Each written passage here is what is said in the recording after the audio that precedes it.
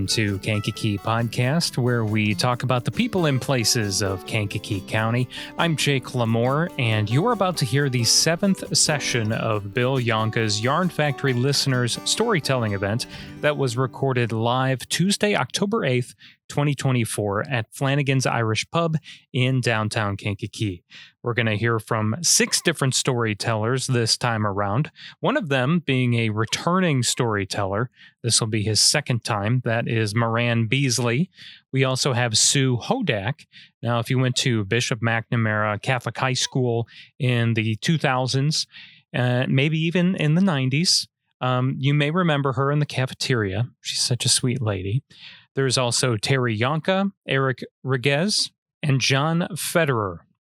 Now, if you like what you hear and you want to join us for the next event, Yarn Factory Listeners takes place the second Tuesday of every month at Flanagan's Irish Pub, which is right in the basement of the Majestic on Schuyler Avenue.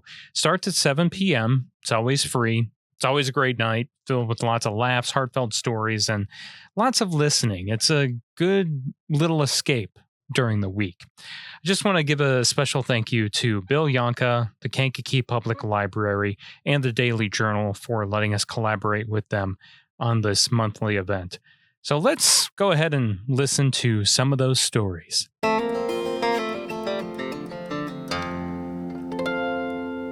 Something that happened to me recently, I told a story in Wheaton. They have a storytelling event there. I was invited to go, and it was really nice. And they were very complimentary of the things we do here. And I told a story about things that happen in Kankakee. And I realized, if I was going to do that here, I would have to be very careful. Because people in the room can call you on the They know if it's, that's not quite right. So part of my story, and seeing Fred here reminds me, part of my story was that when I was 16 years old, my grandfather made a deal with Al Meyer while I was eating butterscotch pudding. And Al Meyer was the owner of the Redwood Inn. And so they talked, and they decided that I was going to start working there the next week when I turned 16 and be on the end of the buffet line with the ham and the beef, filling up the meatloaf and the green beans and the Jell-O salad and pistachio salad. So, and we were talking as part of the story there about who ate at the Redwood Inn. Of course, it was everybody around Kankakee when it was a birthday. Also, what sports team ate at the Redwood Inn? The Bulls. People remember that because it was on the bulletin board for about a decade. The Bulls came, and I didn't work there. Did you work there, Fred? You were there when the Bulls came. And the Bulls seemed like they had a good time. There were action pictures taken of the Bulls eating food in the buffet line. Tallest bull, shortest waitress picture. And there was a picture of, were you in one of those pictures? No, you stayed in the back, yeah. There was one picture, I think it was Michael Jordan, going through the cashier line when Al was making change. And and this is one of the things they did that I thought was cute. They altered the caption above Chicago Bulls to say, World Champion Chicago Bulls. At the time they came, they were not really even a playoff team. But yeah, they became world champion Chicago Bulls eventually. And one of the captions underneath the picture of Michael Jordan and Al Meyer said, it wasn't Michael Jordan's birthday, so he had to pay for his meal. And I like that. And Al was smiling so big in the picture. And I didn't realize until after I started working there and talked to my dad about this that I'd always thought of Al as more of a contemporary with my grandfather because they were friends. But in actuality, maybe he had more in common with Michael Jordan. And he's still in the record books for Illinois State University that in 1955, he scored 51 points in a game and set a new record at Illinois State. A record that stood for 15 years until Doug Collins came to ISU and was a star and scored more than 51 points in a couple different games. And He later went on to be the coach of the Bulls. The coach of the Bulls when they came to Kankakee to the Redwood Inn. And it's in my head, in my imagination, that there was a point in while they were eating when Doug Collins says to his team, you see that guy over there in the penny loafers and the Sansa belt pants? The guy who's only like 5'9", he's a basketball player. And I know that's just in my imagination, but I like that version of it better. I like the version that for just a little piece of time, what became the best basketball team in basketball history saw my boss Al as a peer for maybe just a few moments. And it reminds me that there's these stories all around us. At first glance, you wouldn't think of him as a basketball player. And that's what I love about these times we get together here is that you hear about people who you might know from around town, but you don't know all that other part of the story. So maybe you got those stories. This is my little pitch for, I have a list that has no names on it right now that I'm going to leave out for afterwards tonight. If you've got a story that you'd like to share at one of these, we'd love to talk about it and get you scheduled eventually. Everybody's cell phones off. We're quiet. We're ready. Excellent. We're ready for our first storyteller. Sue Hodak is our first storyteller tonight. I think it's wonderful that she's lived in the same house for 45 years and that she's collected stories and all sorts of memories with her family there. And she has 2 children, 4 grandchildren, and now is doing Tai Chi for the last 11 years. And now she can add storytelling to the things that she does. Let's give Sue a big, warm welcome.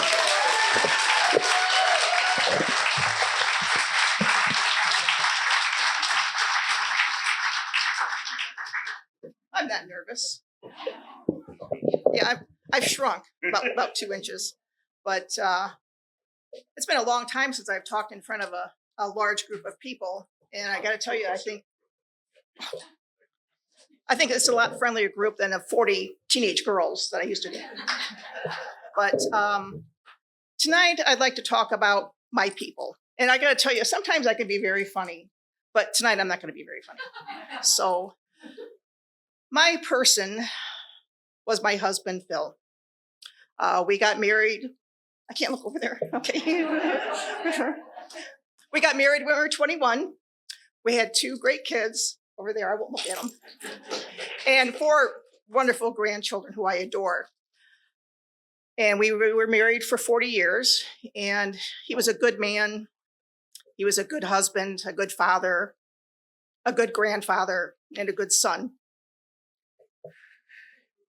Phil was a firefighter and a paramedic with the city of Kankakee, and that's a job that he really, really loved. But that career was cut short when he was 34 because of heart issues. His new career, when his health allowed, was that of volunteering, either at St. Pat's Church or at the grade school where he coached boys and girls basketball, or at Bishop Mack. So our family, our lives revolved around our family, our church, and our schools. I worked at Bishop Mack, and in January of 2012, I had to retire because of my health issues. A few days later, Phil was hospitalized and was told that he would have to stay until he received a heart transplant. And it was a difficult time. I think he probably coded at least 5 times.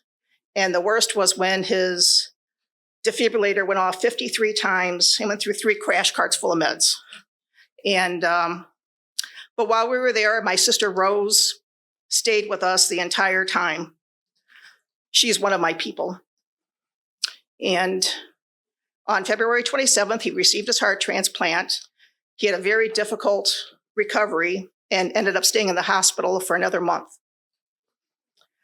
It wasn't a perfect heart. He had many complications, always had setbacks, And whenever we would have a doctor's appointment, I would always pack a bag because I knew that we would probably be staying. But in between all of the doctor's appointments and hospital stays, we had some great family trips, and we made a lot of wonderful memories.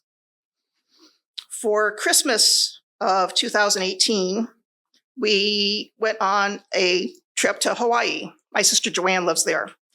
I wanted to celebrate us turning 60 and our upcoming 40th wedding anniversary.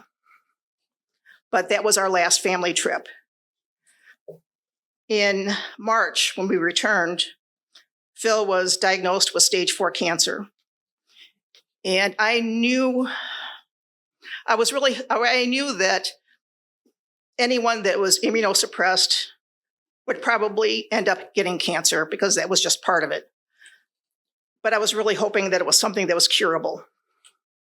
And we weren't that lucky. When I heard the diagnosis, I knew it was a death sentence. My sister, Joanne, who has been more like a mother to me because of our age difference, flew home in August and stayed with us for almost 2 years because COVID hit. And on March 3rd, Phil passed away at home with our kids and Rose and Joanne at our side. And I could not have taken care of him without you. I was lost. I lost the love of my life, my person. People think I took care of him. He took care of me as much as I took care of him. And I was struggling to find out where I belonged. Everyone needs their people. And I'm going to talk to you about my people tonight. Everyone needs their people, and I need to be around people. My people are my family, my kids. I won't look at them over there. Katie and John, they've always been there for me. Katie I see quite often because she lives in town. We go to church together. And John calls me every day on his way home from work. And he surprised me tonight because I wasn't expecting to see him. He lives up in Brookfield. But I'm not going to cry. No. But they both married amazing people. Sarah includes me in everything that they do. Doug is always there for me. Katie warned Doug before I met him that I was a hugger. Doug's not a hugger. And she warned him. And so whenever I need something, I call Doug. And I try to be self-sufficient. I try to fix things on my own. I do, Pat, I really do. But Doug is always there. He comes over, takes care of whatever I need. And he always says, just let me know if you need anything. And he gives me a big hug. And I know that he means it. My family has always been there for me. My cousin, Joey, is more like a brother than a cousin. He was raised by my grandma, and we've been very close. But between Joey and my sister Mary and my brothers, they've always been there for me. But next to Phil, my sister Rose has been my person. And she didn't come tonight. It was just too difficult for her to listen to me. But she has always been there for me. Our kids, she's always been there for the kids growing up and now the grandkids. And they know they can always count on Aunt Rose. She is one of the most selfless, loving, giving persons that I know. And even her going through her own health issues, she's always been there for me with moral support. Like the time that a praying mantis came flying out of the furnace room and landed in front of the TV. Anybody who knows me, I don't do well with bugs. Spiders, praying mantises, I freak out. Well, who do I call? I call Rose. And she calms me down. And I was able to get out of the house safely. But Angela. Hi, Angela. I don't know how we became friends. I don't know, because there's 10 years difference between us, so we didn't go to school together. But Angela is the one that introduced me to Tai Chi. I didn't feel comfortable going places by myself. And Angela and I, we celebrate our birthdays together every year. And she has become such a good friend, someone I can speak with. After Phil passed, I have a difficult time going places by myself. And Angela's texting me, hey, hubby buddy and I are going such and such a place. Why don't you join us? So she always includes me, and you will always hold a special place in my heart. She is the one that led me to my next group of people, my Tai Chi people. I started doing Tai Chi in 2013. That's where I met Gary. He's not here tonight, but he has been a great mentor and a good friend, and I just love him. I mean, who doesn't? When he's not there teaching Tai Chi, he leaves it to Terry and Robin and Kathy. And, they have become my soul sisters. I depend on them for so much. They are just,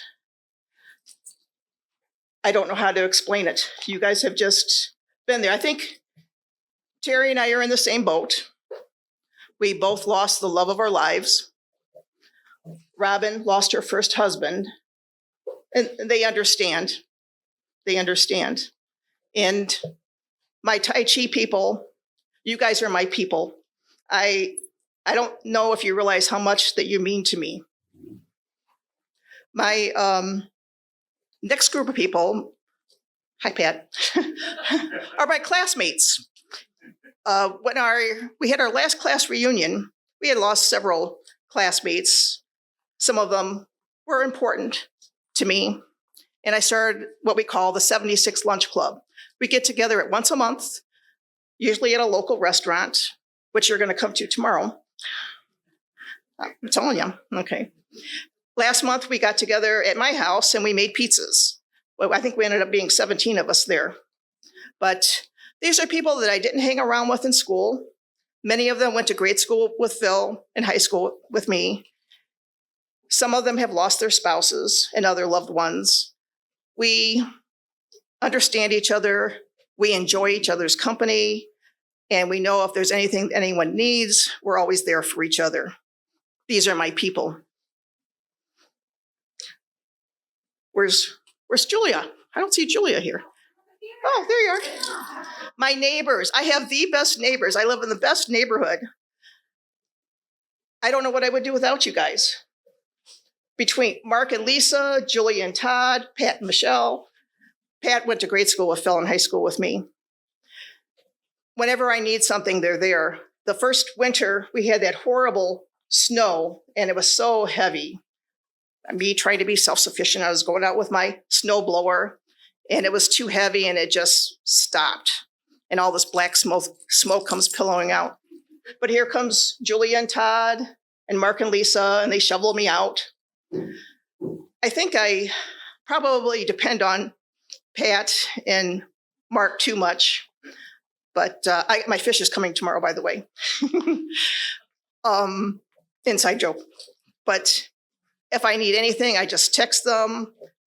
Moving furniture, moving plants, doing something in the yard, putting stuff together. They're always there for me. And you guys are my people. When Phil passed away, he left me, you guys are going to think I'm crazy, but I'm going to say it anyway. He left me physically, but he didn't leave me. For the first 2 years, he stayed with me. I remember the first time I heard him, it scared the crap out of me. I woke up one morning and he was calling out my name.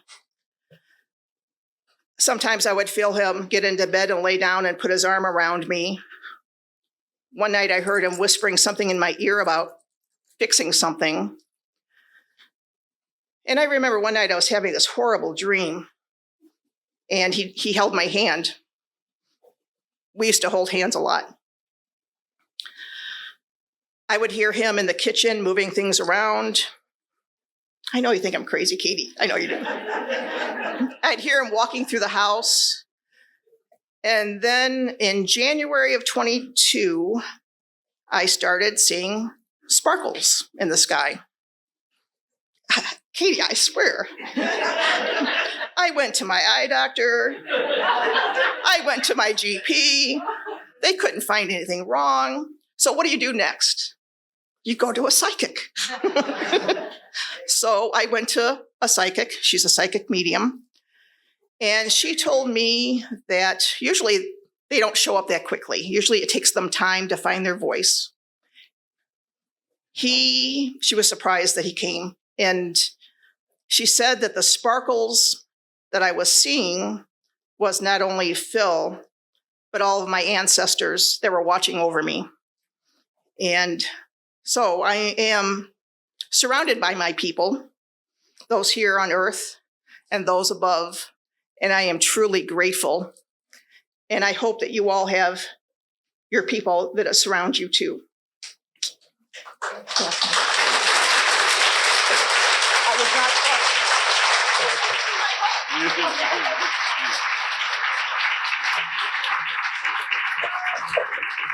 Let's give Sue another big round of applause. Thank you, Sue.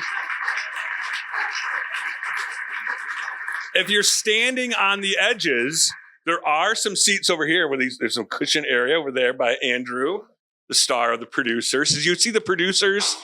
KVTA production of the producers. Andrew was amazing. There's a couple seats right over here as well. So if people want to grab those, they can. Our next storyteller is Sam Rocknowski. Sam is somebody I know because she works in my office. And so I hear stories from her all the time.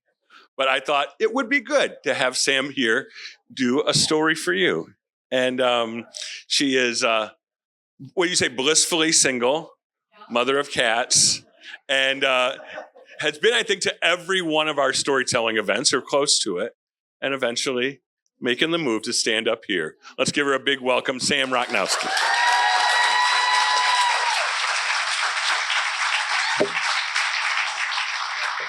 Can I take this off? Take it off, yeah. Okay. I talk with my hands. Okay, this is awful. Okay. I'm gonna do it suited and like avoid looking at people. Maybe I'll just look in the light. I can't really see her that well, actually. It's kind of great that way. Okay.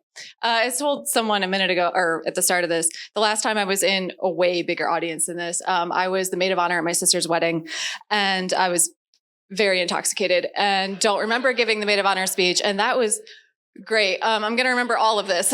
and it's being recorded, so I hate this decision. Okay, so I appreciate your laughter. I'm not joking. Maybe I should do stand-up comedy. This is working out. Okay, so I also talk really fast, so I'm going to try to work on that. In the vein of what Sue kind of started to say, right? Our people. I want you guys to think about how you know your people. Okay, so do we know our people because of happenstance? Was it timing? Was it chance? Was it choice? What about memorable events in your life? Your favorite memories, your worst memories, like this right now for me. How did those things come to be, right? Did the universe make them so? Were they inevitable? Or is it because of something you did? Because you said yes, right? So like, keep that in mind. Okay, so some of those things are universal. You picked up the right book at the right time, and it's like your favorite book ever because it was the right timing for that book. A different time, you would hate it, right? And you'd be like, oh, that's the worst book ever. That's how all books, you go on Goodreads, like that's the worst book ever. And you're like, that's my favorite book. How could you say that? How dare you? Maybe it's you're still thinking about that dessert that you had like last week that you really should have said no to because you actually had a really big dinner and ate one too many tacos, but like there's always a second dessert stomach and like you want the dessert, right? There's a second dessert stomach. I see you, Terry. And it's true. So you're thinking about that parfait, right? Or like the bread pudding. There's some back there. You should have some. Maybe that's your choice that you're making tonight. Maybe it's less universal. Maybe it's your neighbor calling you and saying, look outside right now in the backyard. There are kittens frolicking. What are we going to do about them? And you're like, I guess I'll go get them. Okay. And you made the choice. And now you have a Flynn Rider at your house, another cat. But he's your best friend and you love him and he's your little baby. And that's why you're a childless Catwoman. And you're proud of that. I'm proud of that decision. It's fine. And maybe it's timing and maybe it's a little impulsivity. And you're in college and you're driving down the interstate and there's boys on the highway next to you. And they're in the car and you're going, let's say hi, right? And you flash them your phone number, and they call you and you answer and you're like, hey, what are you guys doing? And you follow them to their house in the Quad Cities and you go to their indoor soccer game with their parents. And this really happened. I did this. And then you go back to their house after the Quad City or after their game and you go in their jacuzzi because why not? And then you have dinner with their parents and then you go to school, back to school. The weekend has ended and you never speak to them again. And that happened. No? Was that timing? Was that the universe? Was that my poor decision making? What was that? I don't know. It was fun, right? So thinking about that, maybe less adventurous things, but how did you find your people like Sue did, right? How did those things happen? I want to tell you how series of events that happened in my life. One series of events that led me to my best friend when I was 18. So literally half my life ago, but still. The story ends, I'll give it away, with, I told you I met my friend, but it ends at 2 a.m. in a parking lot in Chicago, me saying, hey, to this random person. That's how it ends. It starts 4 years before at high school, going to high school. My parents sent me to Bishop McNamara. Sue was my lunch lady. Small town. It's a small town. Katie's husband is my cousin, Doug. Look at that. Look at how it came from. We didn't plan that. That was not planned. But Doug, the non-hugger, is my cousin. So that worked out. He does hug you. He doesn't hug me. He made fun of me a lot as a child. I'm still sour about it. But went to Bishop Mac. My guidance counselors put me in study hall with Mr. Biggins. Remember Mr. Biggins? Yeah, he was only there for a hot second. But I was in Mr. Biggins study hall and I befriended a girl named Jillian. And Jillian and I were besties all through high school and we went to countless garage band shows, right? That was the thing. It's still a thing if you're in high school. And one such band was Feature Presentation. And I don't know if anyone is in my age bracket in this audience, but they were the coolest band ever when I was in high school. And Jake LaMore of the Kankakee Podcast brother was in that band, just saying. And we went to many of Feature Presentation shows, but one of their shows was at the Swedish Sugar Shop in Moments. If anyone remembers that ice cream shop in the early 2000s. And at that show, they were playing with a band touring from New York for some reason. I don't know why a band from New York was in Moments, but they were.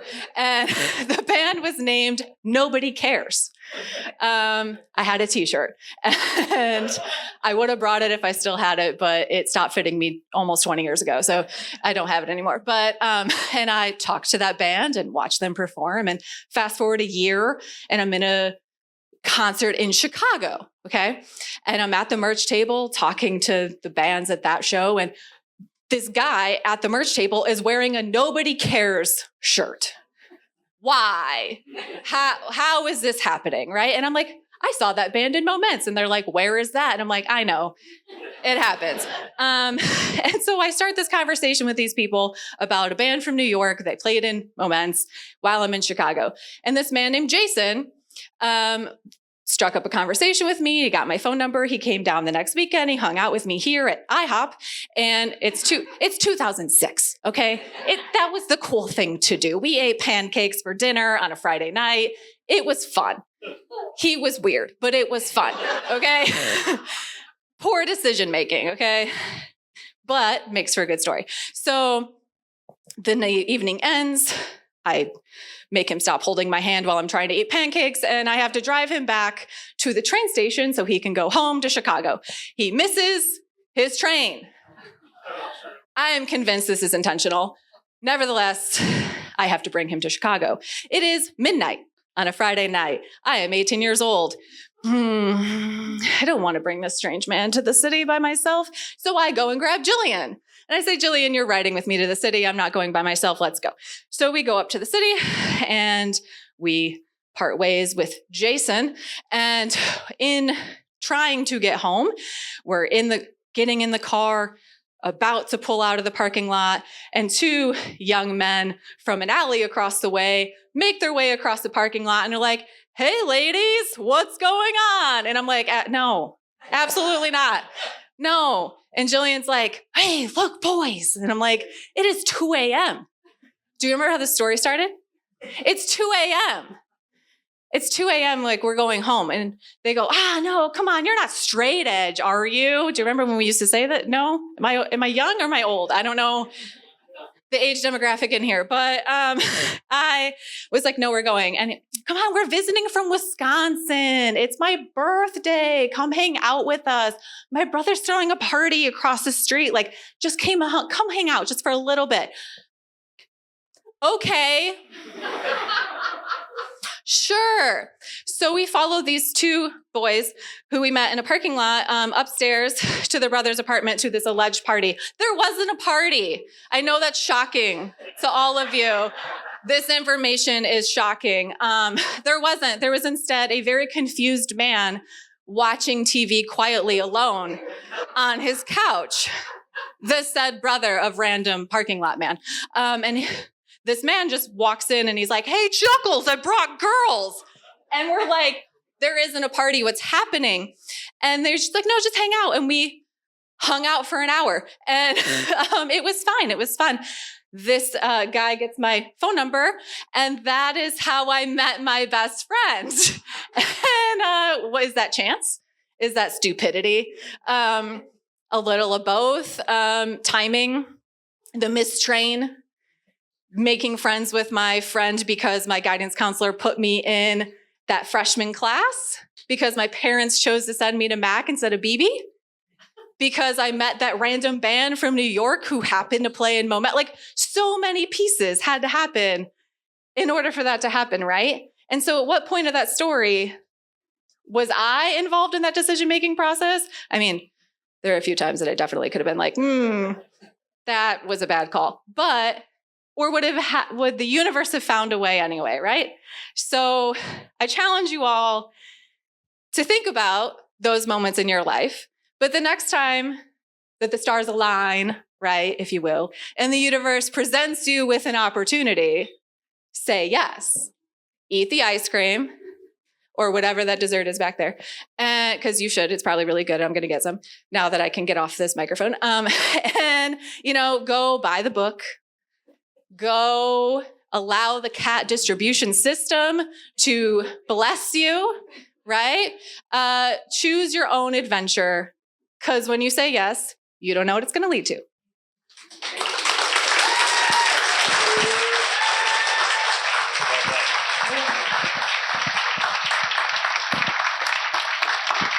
Well done, Sam. Let's give Sam another round of applause. Thank you, Sam.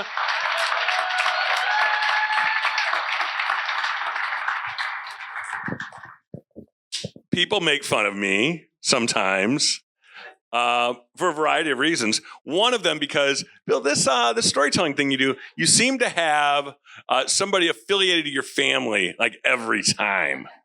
True. And maybe you've noticed the next storyteller's last name is Yohnka. This is my stepmother, Terry, who's also a cat mother. She made me these socks that are beautiful. I wanted to wear those tonight just because of this. But And this is her first foray in telling stories. So welcome, Terry.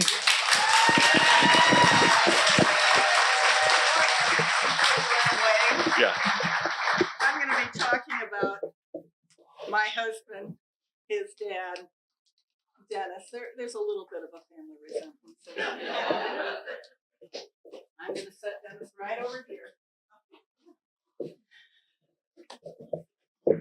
Many of you knew Dennis. He was pretty popular in the area as a reporter. He worked for the Daily Journal 3 different times, and in between his full-time stints, he freelanced for them. So he actually wrote for the Journal across 5 decades of his life. He was right out of college, started as a sports reporter, and eventually he moved into hard news. While he was a reporter, he saw some things I think he'd really rather not have seen. There was the mob hit on the couple in a car. I think it was in Crete. And he admitted to me that he felt a little foolish walking over close to the car to look at the butterfly on the window, only to realize it was the eyelashes of the female victim. Yeah. He was also there when the Spalatro brothers were dug up in the field in Indiana. He got some really great assignments. But for the most part, he wrote about local unsung heroes. And that was what he really loved to do. And he was really good at it. He was a prolific writer. One year he kept track and he wrote over 800 stories that year. He won many awards, including an Inland Press Award. And he was just really good at telling other people's stories.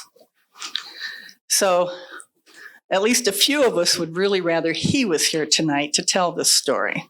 But sadly, he passed away several years ago. I am not as famous as Dennis. You might have run across me if you do Tai Chi with a Tai Chi group, or if you happen to travel in metaphysical circles in the area. I am a Reiki healer. I have read tarot for 25 years. I'm a QHHT practitioner, which means I do hypnosis and regress people to past lives to help them deal with traumas that continue in their lives. I like going to mediums and psychics. I've seen spirits a few times, so I definitely believe in ghosts. I've believed in reincarnation since I was 5. I've dabbled in astrology, numerology, palmistry, sound healing, shamanism, psychic development. I believe in, definitely, ghosts, ESP, telekinesis, teleportation, astral projection, dragons, leprechauns, unicorns, UFOs, and aliens. So I think it's safe to say I'm out there, which explains why Sue and I are friends. But that's one of the reasons I'm the perfect person to tell this story about Dennis. The other is that I was the first person he told the story to. It's a little weird, and I'm not sure he thought it should actually be said out loud. But he told me this 35 years ago, right after I had finished reading the Whitley Strieber book, which was the supposed true story of his abduction by aliens and the horrific experiences and trauma that resulted. In it, he described common symptoms that abductees report. So all this was really strongly in my mind as he told me this story. And it went something like this. He was talking about a very vivid dream he'd had, in which a funny little doctor came into the room where he was sleeping. He described this funny little doctor as wearing a white coat, being abnormally short, and having really huge eyes, like bigger than a human's. He said the doctor didn't actually talk to him, but he seemed to know what the doctor wanted. He had a really long needle that he wanted to put through Dennis's hand. Now, at this point, if it was a dream, I'd have been waking myself up, or hoping somebody's hearing my screams and waking me up. But Dennis said he wasn't afraid. He thought he could trust the doctor. And when the doctor put the needle through his hand, he felt nothing. It was just interesting. The only other thing he remembered about the dream was that there had been bright, flashing lights all around the bedroom coming in through the windows. The next morning, he went to work, and he found reports of blown transformers in Bourbonnais. Multiple blown transformers, without any storm, any high wind, no accidents that could have caused it. It was a little peculiar. So as he's telling this to me, my mind goes directly to alien contact. So I start asking him a lot of questions. Were you afraid? No, the doctor was friendly. Oh. Did you have any lost time? No, it was a dream. Well, have you had any dreams before that or since? Not that he could recall. Have you ever had sleep paralysis? No. Any physical symptoms like hair loss or sunburn? No and no. Any weird lumps on your body, like where something got implanted under the skin? Ick, no. How about a scar that you don't know how you got, especially like triangular or square? You mean like this one? And he rolled his hand over, and there on his wrist was a perfectly square scar.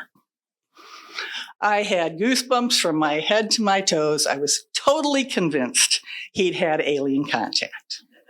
Now, I don't think Dennis really believed that, but maybe it opened the door a crack because he did several years later actually tell this story at a storytelling event. And much better, I might add. Fast forward 20 years. Dennis is getting an MRI on his knee. And they have to stop the procedure because he starts getting horrible pain in his left foot. So they send him for an X-ray. And the result is an object, a cylindrical object in his left big toe. It gave him some discomfort after the MRI. It's like it dislodged it or something. And he said he could feel it. It felt, you know how an IV can feel in your arm sometimes? It's just uncomfortable because you know it's there. He also thought that it moved because he didn't always feel it in exactly the same place. So he went to his doctor to have it taken out. The doctor was unable to because there was so much scar tissue around it, he couldn't get a hold of it. He actually said, "Oh, it almost seemed to move away from the forceps." Eventually, they had to just give up, and Dennis decided he'd learn to live with it rather than have surgery. But I will always wonder if that was a locator chip put into his toe that many abductees report having removed from their bodies. I'll always kind of regret I didn't think to have it removed before it was buried, because I'd bet anything it looked nothing like a sewing needle.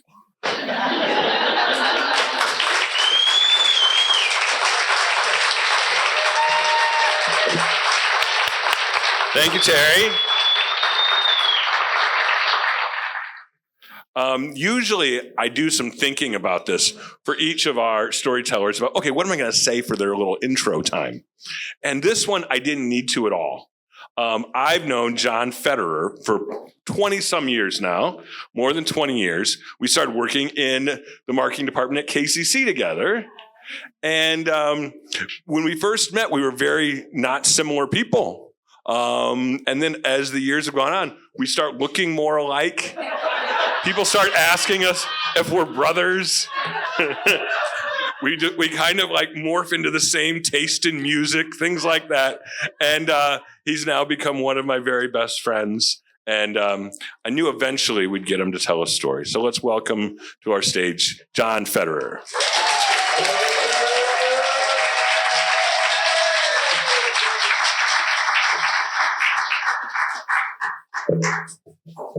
right. Thanks, Bill. Thanks, Bill. Ditto.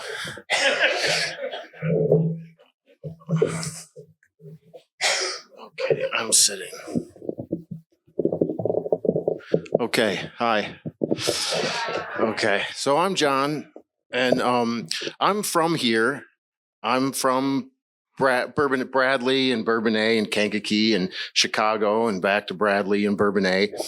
But also not because my parents, who couldn't be here, they met and went to school at Western Michigan University, and that's in Kalamazoo, Michigan. So I was made there. But lickety split, they left and they came down this way via Whiting, Indiana. Whiting. So yeah, it was 1981. My dad got a job at Bradley High School, so I was 3. So I'm from here. I guess when things get kind of stupid around here, I like to say that I'm not. But I am. I'm from here. But my grandparents were in Kalamazoo, and we always went back there. And it's like a real, it's a special place to me, Kalamazoo. But I want to tell you about my father-in-law. His name was Mike Cross. I was married to his daughter, Sarah. His wife was Karen, and Sarah's brothers were Brett and Brian. Sarah and I started going out when I was 19. So I was rolled in pretty deep with this family, Mike Cross. And he was from here too. He was from here. He was from Kankakee and also Bradley and Bourbonnais. But also not, or additionally, he was from Marion, Illinois, in southern Illinois. His mother's family was from there. They were the Adams. His Doris Adams was his mother. But southern Illinois is so great. I mean, the Garden of the Gods and Giant City and Makanda. It was a place where a bunch of hippies moved to and never left.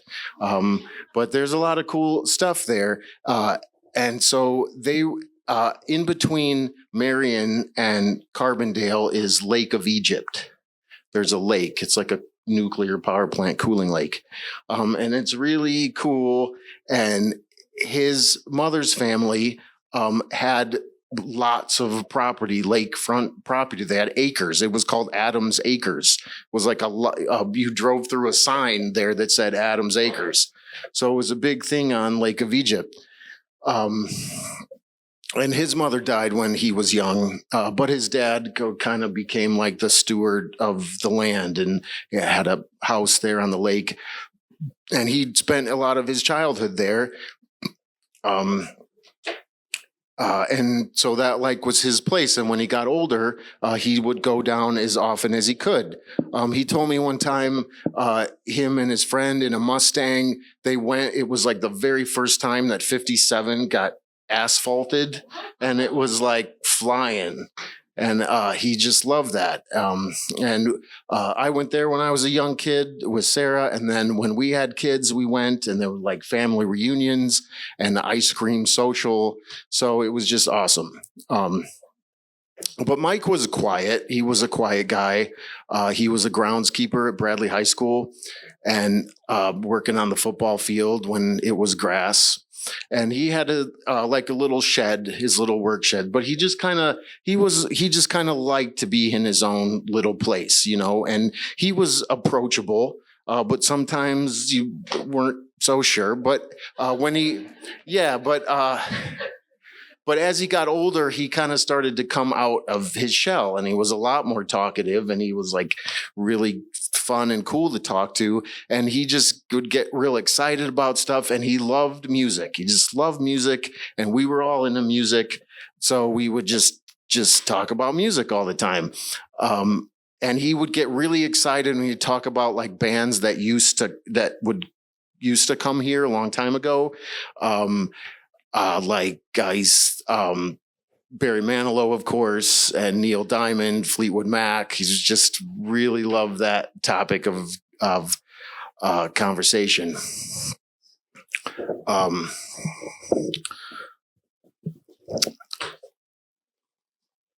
So this is 2006.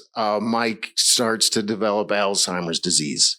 He's diagnosed, but it came for him. It came quickly for him. So this is like early onset Alzheimer's. Like he was in his like mid 60s. Like it's really quick. Yeah, I mean, it sucks. That sucks.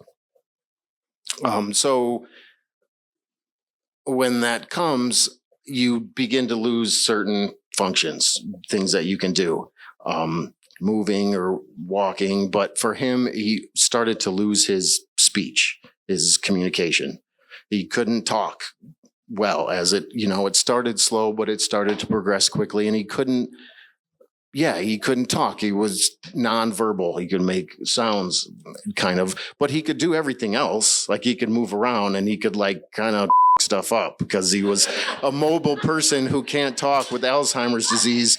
Like he putting stuff in the oven and in a toilet and, just getting out, it was really took a lot of work to care for him. And it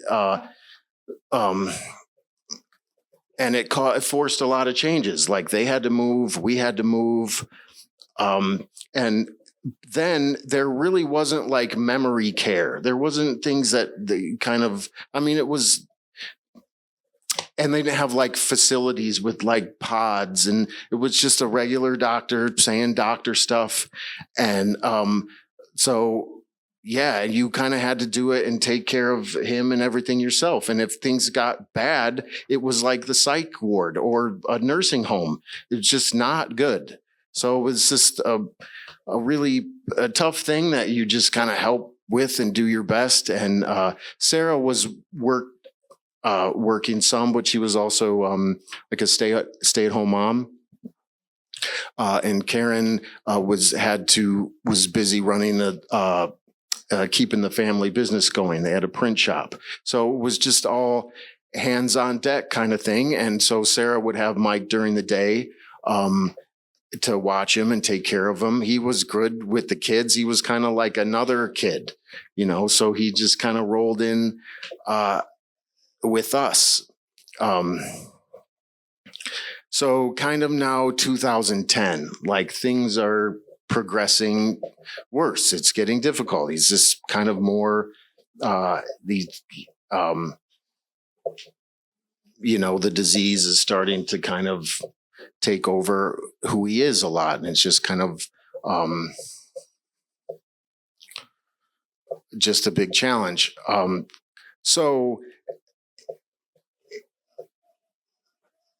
the Adams Acres was having a reunion or a get together. I don't remember if it was a reunion or they were getting together at the lake, and it seemed like a good idea, or it was an idea that he should go there to see his family and see Adams Acres for the last time. And so his Karen and they're busy taking care of and just need a break. They need a break, and someone needs to take Mike to go see his family in Marion. So Sarah and we kind of volunteered to go do this. And so we're doing this road trip thing now. So with us and our 3 little kids and a very Alzheimer's patient, we're going down to Marion to see his family. So we do that. We're doing that. We're driving to Marion, and it's all good. Everything's good. It's like a nice sunny day. Getting to Marion, we're vibing in the Dodge Caravan. It's going to be good. So everything's normal, and we get to the exit for Marion, and there's like a line, like a long line, and I kind of like, what's going on? But it was also Southern Illinois graduation, so I'm just like, oh, it's just busy. And so finally we get in to Marion, and like moments before there had been like a microburst, like a Dirigio, what? Yeah, Yeah, so like there were like big trees down and power lines down, and the gas station was not working. And I skipped 2 exits to get gas, so I had no gas. And so we're like, and in light of the current weather catastrophes, like it wasn't that big of a storm, but it kind of shut down the town.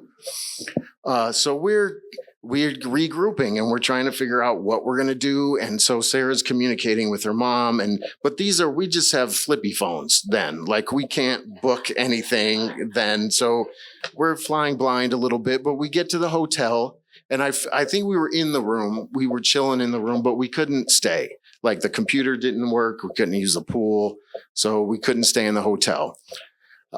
So just kind of milling around, like we're just kind of thrown, trying to figure out what we're going to do. And so we're like, well, let's just get to Mike's family in town, like Jack and Sue.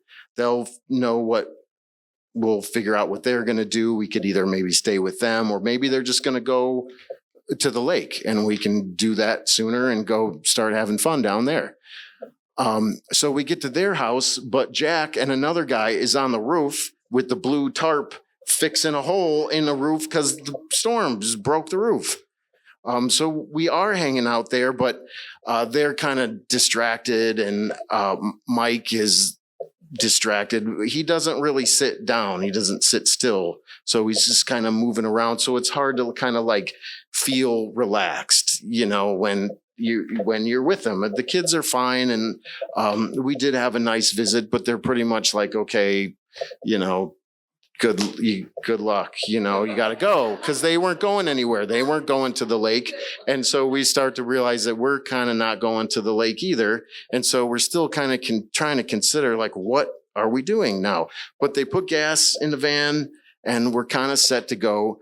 But we just like trying to think of what can we do for the kids? Like we just wanted this was for them to try and find something fun for them, but there really wasn't. So I think then we probably had dinner, and it was getting later, like late evening.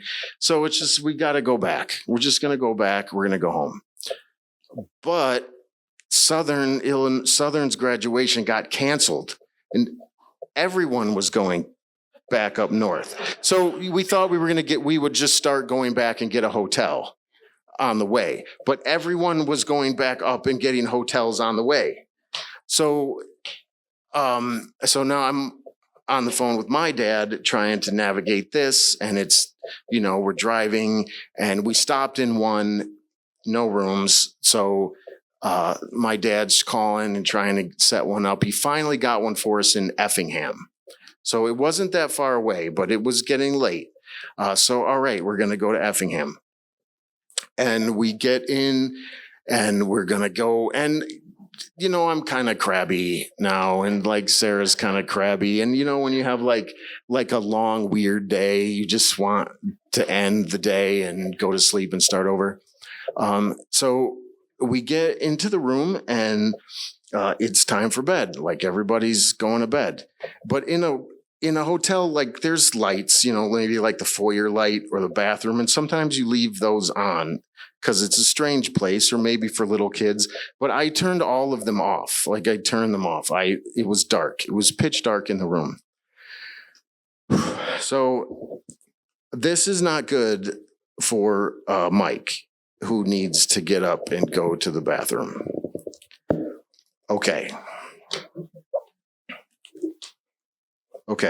So Mike needs to go to the bathroom, and he has toilet trouble, like a lot of toilet trouble, like a lot of trouble. And he tries to go to the shower, and he has trouble there. And then he tries to go out into the room and look for the light switch. And he looked everywhere. I mean, everywhere.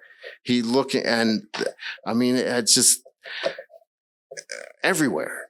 And so I'm awoken by what is happening in the room. And it's just like reality sets in for me, and I'm up. And immediately I'm just like, I go downstairs. Like, we need a new room. I get a new room. I go back up. kind of get everybody. Mike's he's like cleaned up by now, but it's everywhere. And he's cleaned up, and we all get into another room, and I go back down. I need cleaning stuff. So I get some cleaning stuff, and I'm trying to like mitigate this. I mean, what do you do? I don't know what you do, because I've never conceivably been in this situation before. But so yeah, I'm cleaning this up, and so they're kind of getting ready, and it's better. It's a little better, and so I get cleaned up, and I'm ready to go, and we're all kind of ready to go now again. And we're in the lobby, and we're just gonna have breakfast before we go. And so I'm kind of thinking like, wow, that was nuts. But I did okay. Like I handled it, just like Sarah and I figured that we could handle this whole trip, and I'm handling it. She's handling it, and I feel, okay.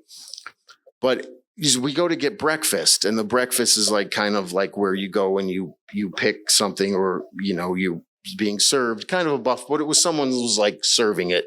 But so I'm with Mike, and he can't remember. He doesn't know what happened, kind of like he can't really remember what is happening. And so it was a choice of breakfast, and there was like pancakes or French toast. And I think I got him French toast, but he really wanted pancakes.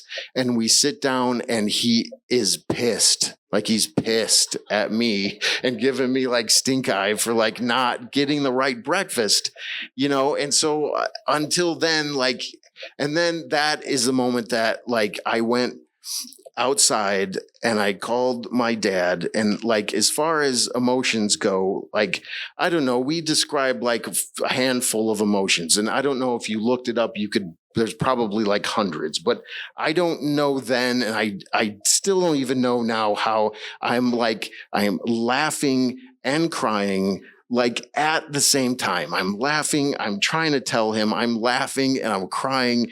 It's like these two things are like fused together, this thing. I'm like it's funny. It's funny. I thought we were going to be sitting on lawn chairs, like watching the kids swim and eating pecan pie, and I'm wiping off the walls in Effingham and taking breakfast orders wrong. So it was just, it was something. It was really something. And so I don't know how to feel like you're that thing. You're laughing and crying at the same time. But it's about him. It's about him. It's about a good man that lost his function. He lost his function in life. He lost the next chapter in his life, and he lost his voice. And I think he had a lot more to tell us, and that is sad. That is sad.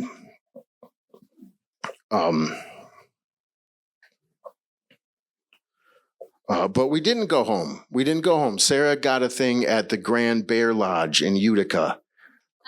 So we went there. We went to Utica, and we got a room there, and it was calmer. Things were calmer. Mike's just bebopping around, but we could keep an eye on him. And then I think we sat in lawn chairs, and we watched the kids swim, and we looked up at the sky, like the rafters of the swimming area,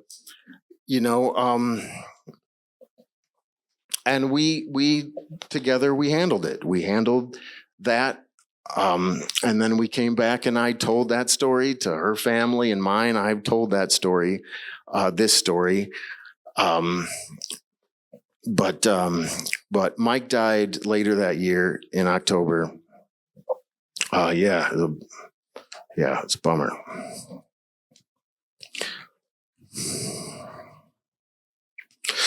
But so where are you from? Where are you from, and where's the other place that you're from? Like, where are you really from? And I just think if you get there and you find you're there, you might find yourself laughing and crying at the same time. Thanks.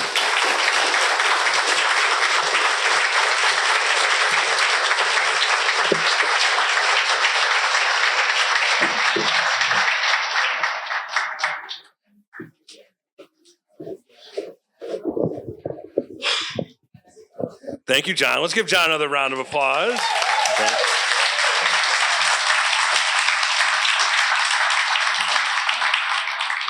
we're getting to that point with this event that we've done. This is the 7th one we've done here. Yeah. I was surprised by that too. I had to look at the front. And the way I've described this to people who have talked about it is that, well, we have people, everyone kind of goes through the line. It's like having a family dinner, where everyone has to go get the first, right? You can't go back for seconds until everyone's been through. And that's kind of how I've described it to storytellers. We're excited about telling another story. Well, last month we had a repeat, and I'm very pleased to have our second one who's repeating tonight. Moran Beasley has lived in Kankakee now for the Kankakee area for 24 years, and so much more than Allison's husband. He has his own things he does, and he likes to remind people of, and has kind of grown in this community and is really, I think, a great advocate for a lot of good things happening here and artistic people who are expressing themselves. And he's always one person who's front and center cheering them on. So let's give our warm welcome for Moran Beasley.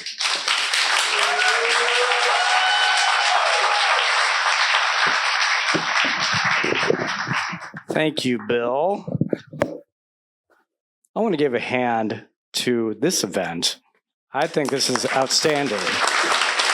And Bill especially, yeah. I have been to every single one of these, and every single one of these people that have been up here are very courageous. And I always describe it as therapy. It's very therapeutic. Anybody that's done one of these can agree with what I'm saying. You always feel better. You always feel cleansed. You're like, I don't know. But yeah, so here we go. Yes, I have everything on paper. There are certain dates that you remember the rest of your lives. 9/11, the date the Cubs curse finally ended, November 3rd, 2016. I will always remember January 15th, 1995. But let's come back to that date. I met my friend Brendan, freshman year of high school, fall 1990 in Oak Park. Can I take this off? Is that possible? All right. We met in gym class. We immediately had a connection. We both loved music and stupid humor. We also had the same birthday of October 26th. 1 year apart. I was 1975, Brendan was 1976. I don't quite remember the transition from not being friends at all to hanging out every day like we did. A weekend routine was that we would meet up after our weekday routine rather, was that we would meet up after last period, and we would get out of that high school as quickly as humanly possible. Neither one of us cared much for high school. I'm sure nobody here can relate to that. We would then go to either my house or his house and watch People's Court. Much love for Judge Wapner and his faithful bailiff, Rusty. Flash forward a few years, 1992. Brendan introduced me at one point to his friends in Skokie, where he used to live.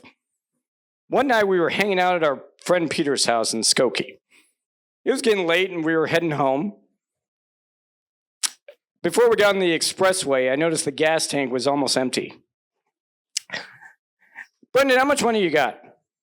He said he had $3. I had maybe $5. That was enough for gas to get back to Oak Park from Skokie. Remember, this is 1992. $8.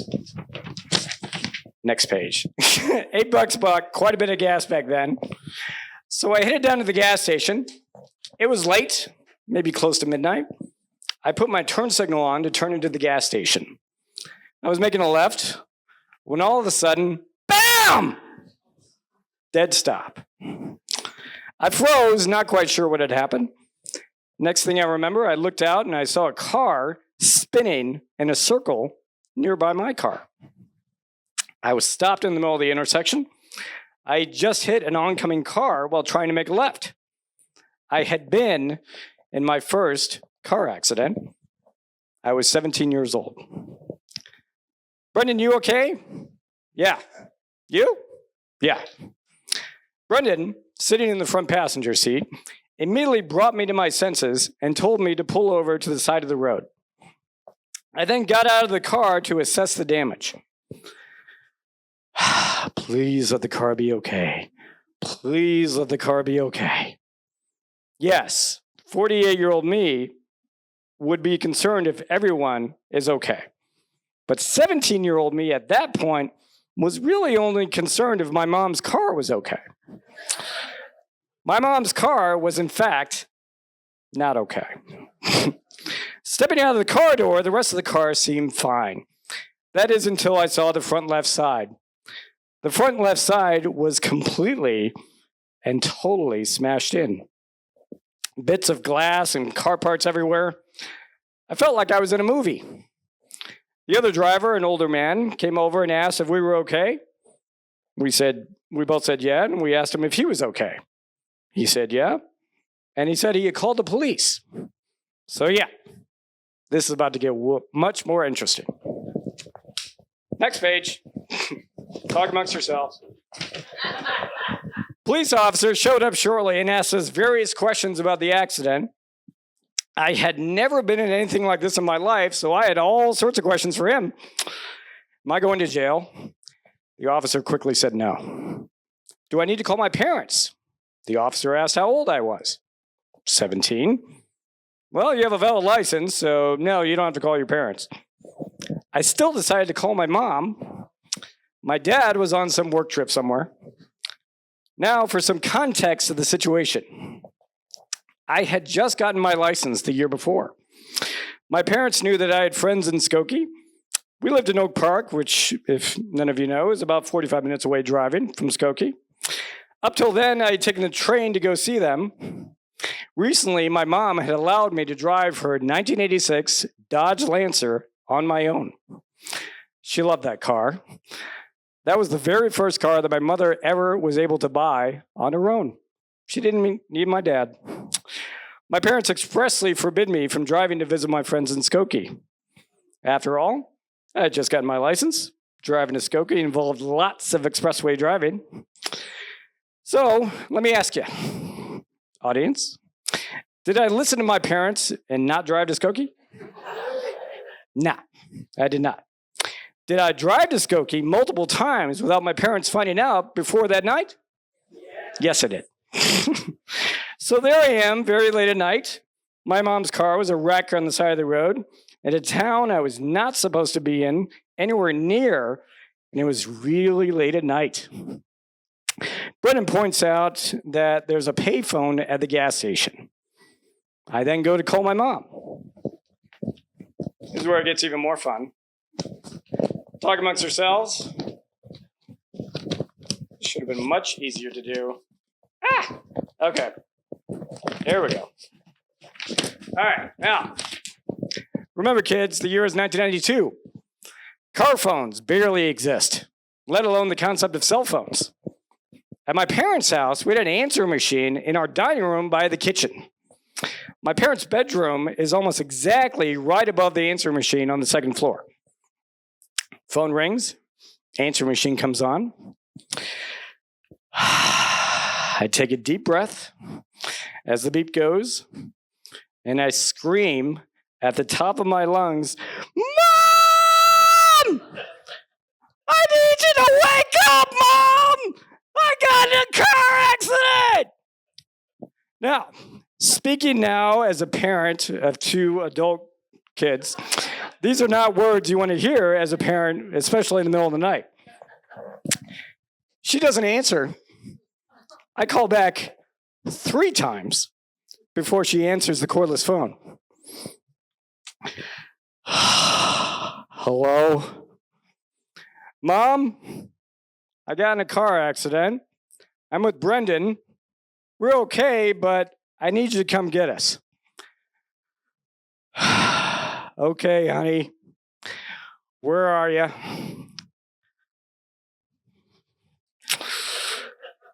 Long pause. Mom? I'm in Skokie. I distinctly hear my mom slam the cordless phone in the bed about 3 to 4 times very quickly.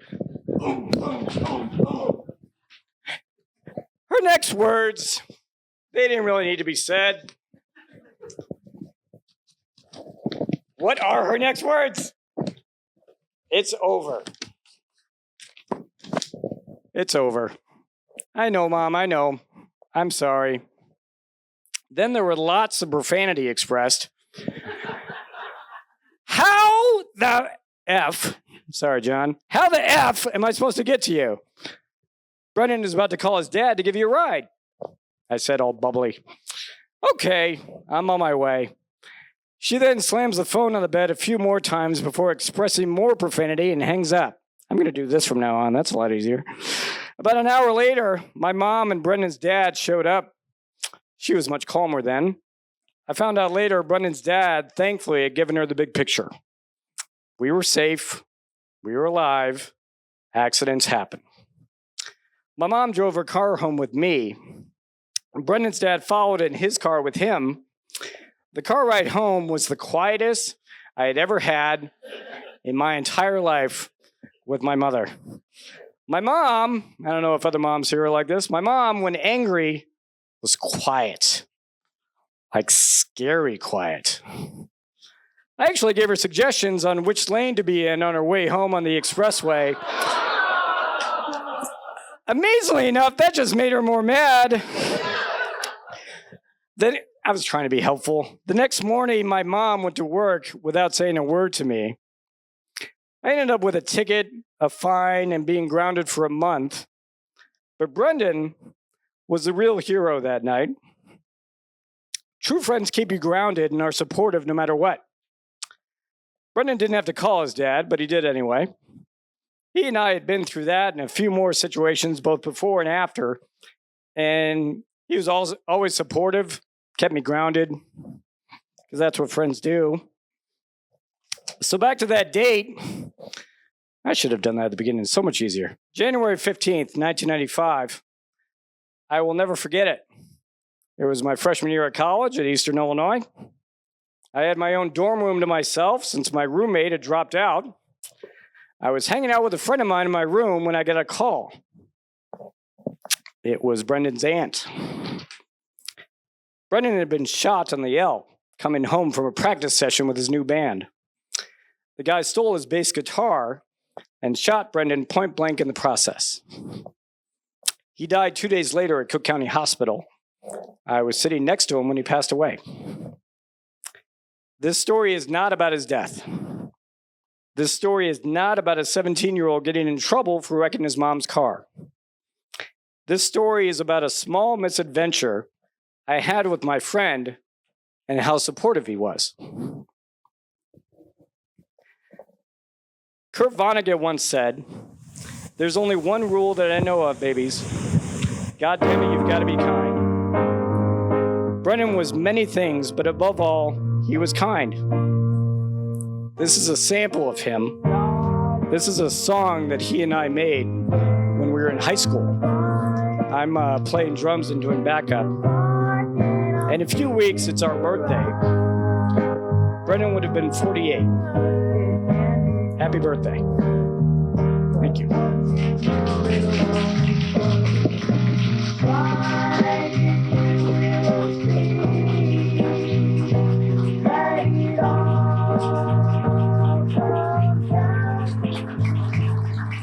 Thank you, Moran. Let's give Moran a big round of applause.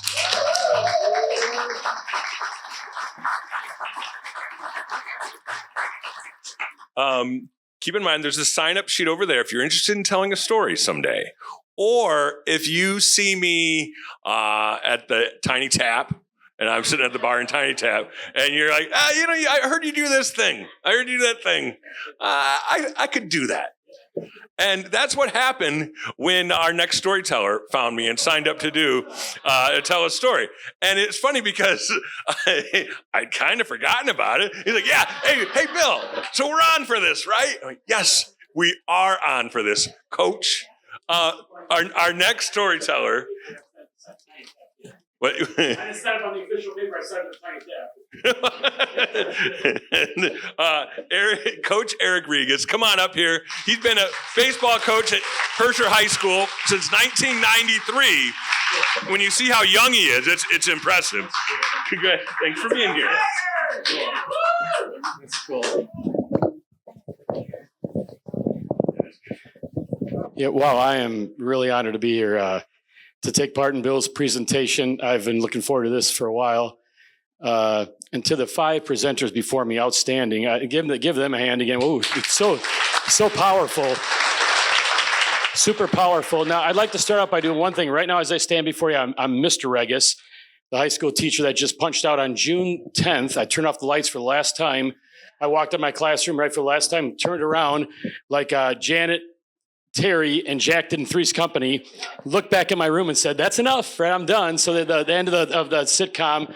So I'd like to turn around and become Coach Regez, if you allow me to. So much more comfortable. Oh, that just relieves everything right there.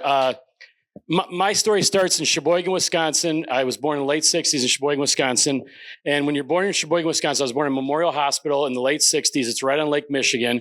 When you're born in Sheboygan, Wisconsin, now I'm convinced you leave the hospital, they hit you with 2 shots. 1, 2. The first shot they hit you with is Green Bay Packer blood. Now don't hold it against me.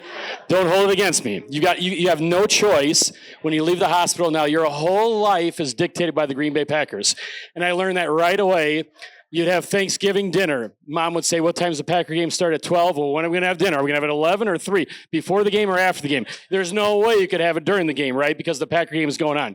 You'd go to the Sunday sermon, and you'd listen to the preacher, and he'd say, "Let's pray for everybody. Let's pray for wars in the Middle East or whatever." And then he'd say, "Let's pray for the Packers pass rush to get to the quarterback once in a while." He'd end up by saying that. We just go. So everything was based around the Packers. The first shot they hit you with is Packer blood. You had no choice but to be a Packer fan. 2, they'd hit you with bowling talent, right? I didn't have any choice. I'm not the greatest bowler, but you have to be a good bowler if you're born in Sheboygan, Wisconsin. There's North Bowl lanes, there's Maple lanes, there's Lakeshore lanes, there's Rod and Linda's. You have to bowl at every corner. There's a bowling alley in every corner in Sheboygan, Wisconsin, so you had no choice but to be a good bowler if you're born in Sheboygan, Wisconsin. Little did I know, now I'd hang out with my mom and dad. My mom and dad would take me out and do whatever they're doing when I was younger. And they would take me to these places that would have these duck pin bowling operations. And they would say, "Now you want to go bowling over there?" I would roll the ball down the lane and I would knock 7 pins down. So 3 were standing. Then I'd knock the 3. I'd have to go down there, slide on my belly and set the pins up by myself. And little did I know that what those were doing were babysitting me. So mom and dad could do whatever they were doing when they were at the time. So dad would check in on me once in a while. "You're setting the pin by yourself?" "Yep." And then he'd tell the owner, "Do not turn the automatic pin setter on for this guy because it's keeping him occupied. It's keeping him occupied by bowling and then going down there and setting the pins by himself." So when you're born in Sheboygan, Wisconsin, you get 2 things. 1, Green Bay Packer blood. You have no choice. And 2, you have to be a good bowler. I mean, you have no choice to be that. Now, my baseball intellect, my baseball way began in Sheboygan, Wisconsin by listening to the radio. That's one of my main points of my story here. Imagine I take the ball. I had my glove, my pink rubber ball that I bought it from Kmart, or actually Shopco in Wisconsin. I have these rubber balls. I throw it as hard as I could off the steps. And the ball would come back to me. I'd work on my backhand. I'd work on in the middle. I'd work on my forehand. And the radio would be playing.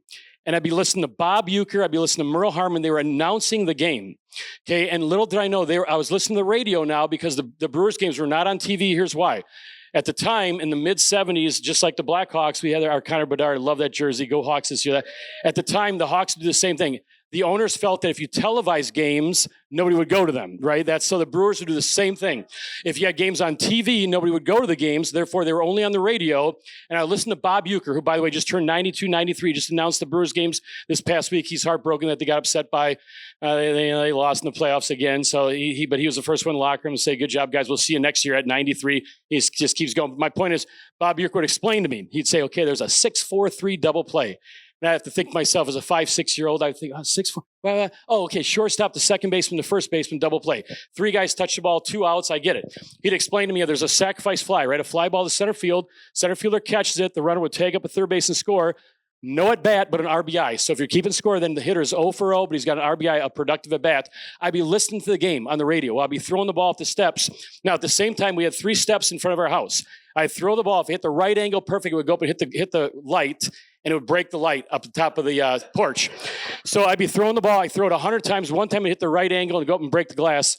And my dad would come out and go, "Now what's going on? There's glass all over the porch." I'd say, "I don't know, some guy came along here and broke the glass." Could you imagine that? And he'd look at it like a detective and say, I'm trying to figure this out right now.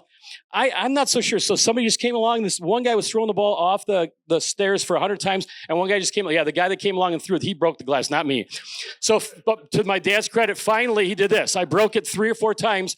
Finally, he looked up at that light at the top of the porch because it hit the right angle perfect. And he said to himself, he was smart enough to go, you know what, this little segment of your life, I'm not going to replace that light. Just leave it broke so it's all cracked and broken at the top. You can throw the ball off the wall as much as you want, and then we'll fix it later on in life. So he just left it broke. The glass was hanging at the top because I broke it 3 or 4 times, and he never replaced it. The other funny story about the radio is, so I would have a radio in my bedroom. The Brewers were playing on the West Coast. They're playing the Oakland A's, the now defunct Oakland A's. They're playing the California Angels, which aren't called the California Angels anymore. They start late at 9 o'clock. I'd have my radio playing, listening to the Brewers games. And Mom would come and go at 9:30 where I'd say, all right, that's enough. We got school tomorrow. That's enough. You got to turn the radio off. And I'd say to myself, yeah, good idea, Mom. Yep, Mom. Yeah, I'm all for it, Mom. Yep, good work. I'd turn the radio off. I'd take my little transistor radio and I'd put it underneath my pillow. So think about this strategy now. I would agree with my mom. There's no way you should be listening to the radio. These baseball games, I got to get to school tomorrow for sure. So I put the radio underneath my pillow because nobody else in the house could hear the radio except for my ear against the pillow. And I'd listen to Bob Uecker and Merle Harmon the rest of the game. I'd stay up till 11:30, 12 o'clock. And Mom would think that I turned off the radio when I had the radio underneath my pillow, listening to the rest of the game or whatever, however I made that work. But those are the days that I learned the idiosyncrasies, the ins and outs of baseball, listening to the radio and just trying to concentrate on the announcers. Bob Uecker and Merle Harmon, they would be really good at explaining how things worked in terms of the ins and outs of baseball. So my dad got a new job. I moved to Mundelein, Illinois. I went to Mundelein High School, which is I was fortunate, it was a baseball crazy town as well. They've had a couple of big leaguers the last couple of years. They take their baseball serious. Their little league field's way ahead of the time. The first time I walked up to their little league field, it had 7, 8, 9 fields, which you see all the time now. But at the time, nobody did. I remember driving. So I play a little league baseball game. I'll make this up and say I was 12, 13 years old. I'd play a little league baseball game. We get a phone call. My mom would say, yeah, your game's canceled. It's raining too hard. I'd take my purple Huffy bike. I'd ride it to the field and go, are they sure this thing's too wet? And there'd be puddles all over the field. But I want to confirm the fact that the game was canceled. Right? I'd ride my bike right to the little league field. There'd be nobody there. I'd sit there. The water be dripping off my cap and go, yeah, I guess they're right. This thing must be... I guess, sir, I just want to confirm because I thought I could call everybody up, including the umpires, the other team, go, that's not too bad. But that's how much I just wanted to play. I just died inside when a game was canceled. And I think back to going to Mundelein, how much Mundelein dedicated their ways to baseball. I went to Wisconsin lacrosse in college. I graduated from Wisconsin lacrosse in 91 with a degree in social studies. I had a guidance advisor, a guidance counselor, then known as an advisor. She said, here's the deal. To get a job teaching social studies, you're going to have to go outside Illinois, outside Wisconsin. The housing boom is in Nevada, Arizona, Texas, California. There's no way you're going to get a job in Illinois or in the Midwest, in the area, your driving area. You've got to go outside the area to get a job. So I graduated Memorial Day weekend, 1991, and I had my first interview with Arlen Rabideau, the longtime Central principal, who's passed away. He interviewed me I'll make this up. Say I graduated on Saturday night, Memorial Day weekend, 1991. I had an interview on Wednesday or Thursday that following week. Okay, I've got myself pumped up. It's 8 a.m. the interview. I drive my 87 Firebird down there. Okay, I've got my radio. I got the tunes up cranked as loud as I can go. Skid Row, cranking. You want a piece of me? I got myself pumped up for this interview. I am ready to go. Okay, I walk in. He interviews me. He tells me I'm going to teach social studies. I'm going to teach geography. I'm going to teach history. I'm going to teach world cultures. I'm going to teach economics. I'm going to teach psychology. I'm like, I'm in. Right away, I told him, you got me right there. He told me I'm coach freshman basketball. I'm going to be a varsity baseball assistant. So by the time I got home, he said, well, we'll see. By the time he got home, he had called and said, you got the job. So now I'm playing Let's Make a Deal. Remember the old game show deal where you had curtain 1, curtain 2, curtain 3. Curtain 1 was a new car. Curtain 2 was I don't know, maybe like a lawn chair, and curtain 3 was a garbage can or whatever. So am I going to take the job at Clifton Central? I thought I could do something better. And I talked to my dad later on that night, and he said, if you got a job, then you need to take. You don't have a job, so why don't you take the job? So I took the job at Clifton Central. That was my first year teaching. Okay, that's where I met my wife, Lynette. She's in the back there. So it served the purpose that she taught at the same place. We raised 2 boys in the process. So I taught 1 year at Clifton Central. Now, after Clifton Central, I got a knock on my door. Well, I got a knock on my door in April or May. Knock on my classroom door was the superintendent, Dr. Bukowski. real successful superintendent. He called me on the hallway. He said, Eric, you're kind of caught in a numbers game here. That was his phrase, numbers game. Meaning the class that I taught was a really large class. I got rift, reduction in force. So I was ready to quit teaching. I was down in the dumps. I was going to go home and load trucks, which I did throughout college at Orville Kent Foods in Wheeling, Illinois, where I had to figure out like the stops of these truck drivers. These truck drivers are grouchy.